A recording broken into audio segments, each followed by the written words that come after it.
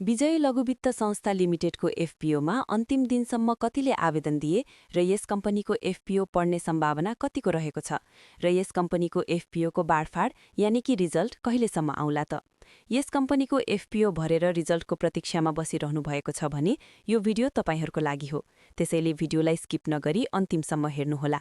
मेरो युट्युब च्यानलमा नयाँ हुनुहुन्छ र पहिलोचोटि आउँदै हुनुहुन्छ भने युट्युब च्यानललाई सब्स्क्राइब गरी छेउमा रहेको नोटिफिकेसन बेल आइकनलाई अलमा राख्नुहोला, किनभने शेयर मार्केटसँग सम्बन्धित भिडियो मैले लिएर आउँछु।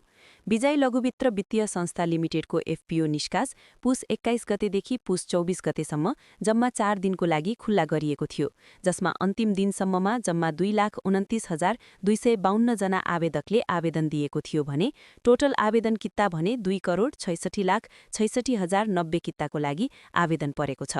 यो भनेको चाहिँ यस कम्पनीले माग गरेको 4,66,817 कित्ता भन्दा चाहिँ 57.12 गुणा बढी आवेदन चाहिँ परेको छ।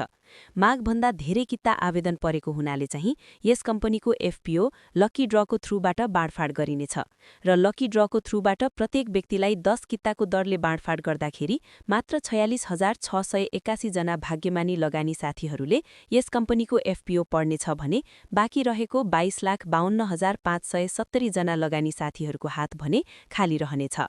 यस कम्पनीको एफपीओ बाँडफाँड कहिले हुन्छ भनेर त्यसको अफिसियल डेट भने आइसकेको छैन, किनभने यस कम्पनीको एफपीओ पुस 24 गते मात्रै क्लोज भएको छ। सामान्यतया बाँडफाँड प्रक्रिया यसरी हुन्छ।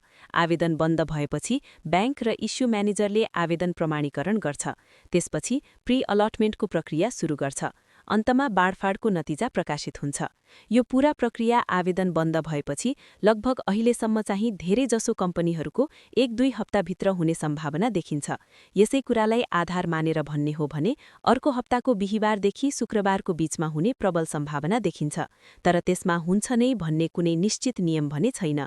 त्यसैले यसको लगातार अपडेट पाउनका लागि यस युट्युब च्यानललाई सब्स्क्राइब गरी छेउमा रहेको बेल आइकनलाई अलमा राखी हामीसँगै जोड्नुहोला। जो साथीहरूले यस कम्पनीको एफपीओ भर्नुभएको छ र यो भिडियो हेर्दै हुनुहुन्छ र एफपीओ परोस् भन्ने चाहनुहुन्छ भने कमेन्टमा चाहिँ यस लेख्नुहोला।